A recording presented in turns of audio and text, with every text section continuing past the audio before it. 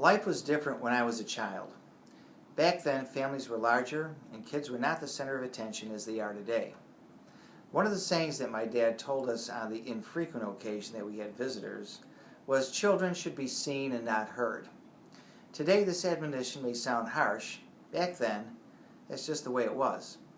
The reason I bring this up is that when we have meetings with couples, it seems that someone has told one of the parties the same thing that I heard as a child.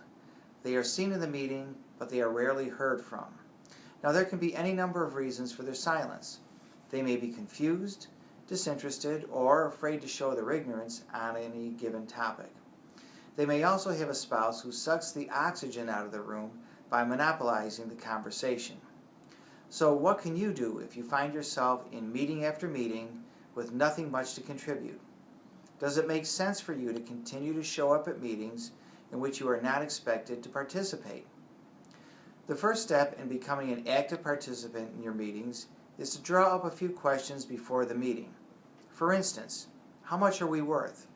Can you tell me how our money is divided? Do we still need life insurance? Now that you have your questions set, what is the best way to bring them up in the meeting? It may be helpful to tell your spouse that you have a few questions that you would like to bring up at the beginning of the meeting. Be sure to have your questions written down and do not move on to the next question until you are satisfied with the answer. Do not be afraid to say, "I do not understand what you mean."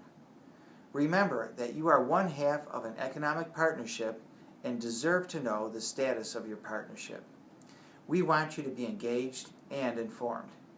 I'm Tony Ogorek.